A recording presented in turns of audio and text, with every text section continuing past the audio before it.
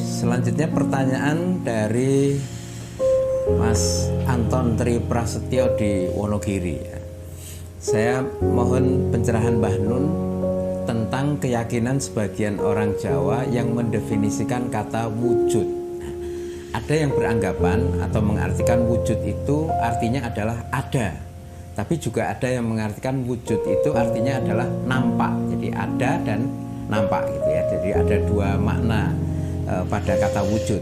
Sedangkan Tuhan itu sifatnya juga wujud. Tapi banyak yang beranggapan percaya sama yang wujud dalam kurung nampak. Entah itu nampak di mimpi, meditasi, entah atau apapun.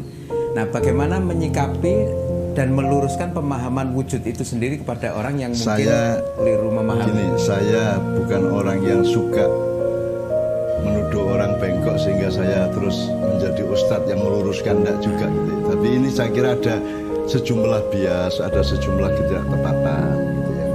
Jadi kata wujud itu dari kata wajada. Ya, wajada itu kata kerja, menjumpai, menemui atau menemukan. Ya, terus maujud itu ada kata maujud. Itu sesuatu yang ditemukan, sesuatu yang tampak, sesuatu yang ditemui kan gitu. Kalau wujud itu adalah hakikat dari sesuatu yang maujud tadi itu. Jadi wujud kita kok itu mukhalafatul lil khawadits itu kan. Jadi Allah itu wujud. Sekarang kalau mau serampangan gampang ya ini semua Allah ini. Karena tidak ada selain Allah. Ini semua Allah ya godhong kuwi nek aja terus ngarani godhong adalah Allah.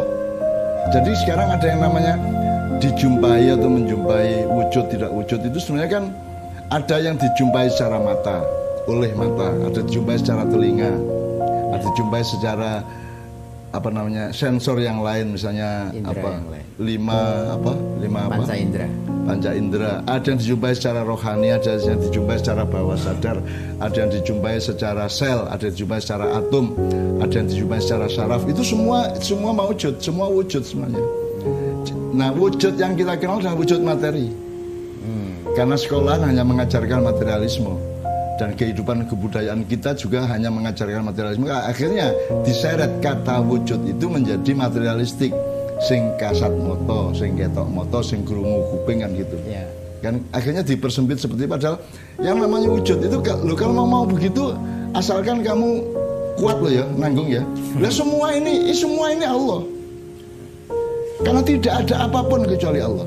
Maka semua ini ekspresi Allah. Atau kita turunkan ini ekspresi Allah, ini wujudnya Allah, ini manifestasinya Allah. Kalau tidak ada Allah, tidak ada godong, tidak ada tanaman, tidak ada tanah. Bahkan nanti akhirnya tidak ada motor juga. Kalau Allah tidak mengizinkan motor bisa jalan, ya tidak jalan. Jadi terserah itu semuanya. Itu tergantung kedewasaan kita masing-masing. Tidak salah kalau ngomong kalau dikatakan bahwa Allah itu kelihatan, ya kelihatan. Semua ini Allah, tapi semua loh ya. Jangan terus termasuk kamu Allah. Kalau nggak ada Allah nggak ada kamu. Maka hakikatnya sebenarnya kamu itu Allah. Hakikat tapi bukan syariat. Ya, ojo terus ngarani aku Allah rek. Jangan bilang gitu. Iki Allah rek. Yang main gitar itu Allah, yang duduk gamelan itu Allah, jangan gitu. Itu kan menjadi tidak skalatif ya, tidak mengerti bahwa Allah itu sebuah keseluruhan, sebuah asil mukafah itu ya, utuhul fisil mukafah. Jadi tapi kalau ngomong hakiki, ya tidak ada selain Allah. La ilaha illallah. Tidak ada apapun yang lain kecuali Allah. Jadi semua itu langit, bumi, awan, srengenge, bulan, itu Allah. Tapi tidak lantas Anda bisa mendefinisikan rembulan adalah Allah, matahari adalah Allah. Tidak bisa begitu. Keseluruhannya ini adalah Allah, karena keseluruhan ini kalau tidak ada Allah ya tidak ada. Jadi sebenarnya representasi Allah semuanya. Semua adalah wujudnya Allah. Wujudnya Allah gitu loh. Tapi itu harus agak pinter sedikit lah, harus halus sedikit ya, harus ada pilah-pilah yang sangat detail di dalam otak kita kan gitu. Nah orang kok dadi kelene. Semalam saya ketemu Allah pakai pakaian seperti Pangeran Diponegoro misalnya. Terus matanya itu mencorong seperti dua matahari misalnya gitu ya. Ya. Itu pun bahkan saya tidak marah. Saya tidak mengkafirkan orang seperti itu. Itu kan wujud subjektif yang kamu temui, subjektif tadi ya. Jangan lantas itu kamu yakini sebagai sesuatu yang objektif. Kan kita orang modern mengerti subjektif, objektif ya. Tidak apa-apa. Kan prinsipnya hidup itu kan gitu. Anda ngelihat daun, masa enggak ingat Allah kan gitu kan?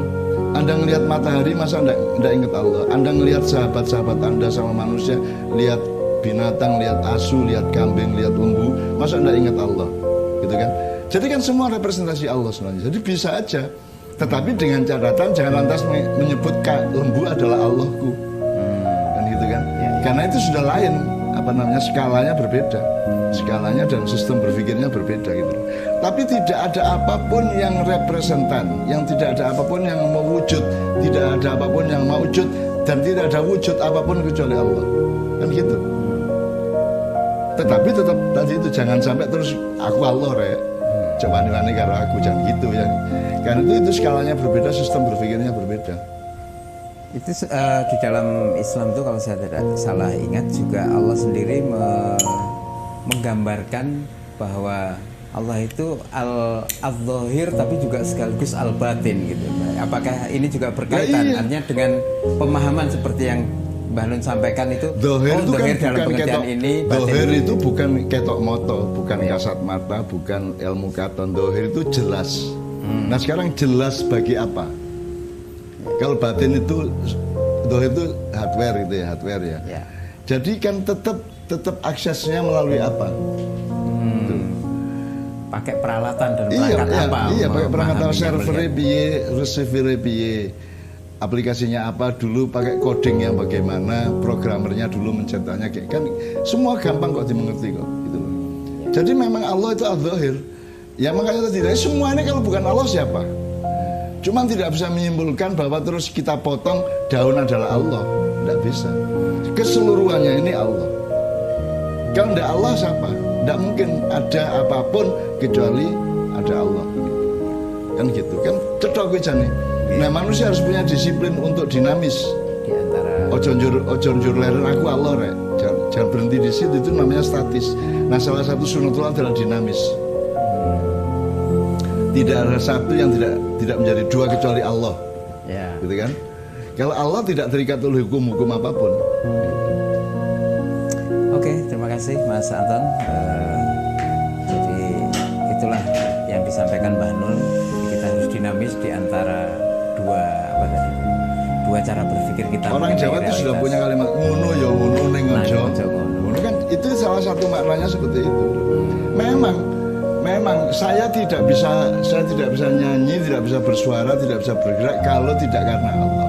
Tapi tidak lantas aku iki Allah. Ya. Tapi kalau bilang aku bukan Allah juga salah. Aku bagian dari entitas maha besar yang namanya Allah. Tapi tidak berarti saya adalah Allah.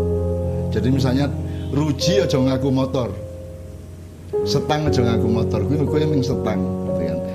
Kamu bekerja sama dengan seluruh bagian dari motor itu kan itu.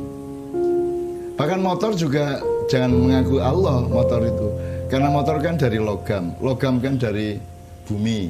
Nah bumi juga jangan mengaku Allah karena bumi ini hanya ada kalau ada susunan tata surya, kalau ada susunan alam semesta di mana Allah bersila di atas air yang maha besar, maha dahsyat yang tidak bisa kita hitung itu di arah sana kan gitu kan. Itu kan semua jelas kok semuanya. Jadi yang penting cara berpikir kita, itikat baik kita. Kalau kita mau manipulasi ya bisa dengan mudah juga manipulasi gitu. Ataukah ini juga berkaitan dengan ini Mbak, kalau di dalam tradisi wirid itu ada kita dengar juga la maujuda illallah. Ini mungkin apakah terlepas tentang tadi yang Mbak Nun sebut sebagai wujud Allah itu, tapi kalimat ini mengajarkan tentang kesadaran yang harusnya kita miliki itu adalah tidak ada wujud kecuali Allah. Jadi kan kita harus proporsional pada saat apa berpikirnya begini, pada saat apa berpikirnya begitu. Misalnya gini, kalau dalam konteks aplikasi sederhana ya, misalnya nasionalisme. Nasionalisme kan tidak berarti kamu hanya mencintai bangsa Indonesia.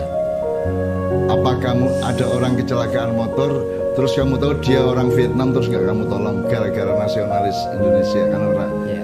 Kan nasionalisme itu sebenarnya adalah kemanusiaan atau universalisme di dalam skala yang seluas-luasnya, meskipun karena kita harus menjaga wilayah kita, maka kita bikin nasionalisme. Tapi hakikatnya tetap universalisme, tetap humanisme, kan gitu. Skala ini ya. Iya, orang jatuh di jalan tetap kamu tolong meskipun agamamu berbeda, meskipun sukumu berbeda, bangsamu berbeda, kan tapi sama-sama makhluk Allah, kan gitu. Ya. Termasuk bersodako rasa takon sik kowe agamamu apa kita kayak zakat aja ngono. Bersodako kan untuk 8 asnaf, orang miskin, orang fakir, orang apa 8 itu ya. Ya. Dan itu tidak ada Muslim, tidak ada. Dari 8 tadi tidak ada yang Muslim, itu tidak ada. Siapa saja manusia yang membutuhkan bantuan dibantu. Ya. Jadi kita itu kan soal cara berpikir di level yang berbeda-beda.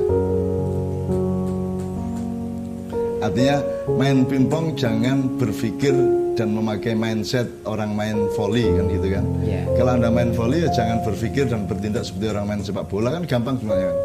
Nah, begitu juga dalam nilai-nilai kehidupan yang berlapis-lapis dan bermosaik-mosaik ya, bergigir-gigir gitu ya.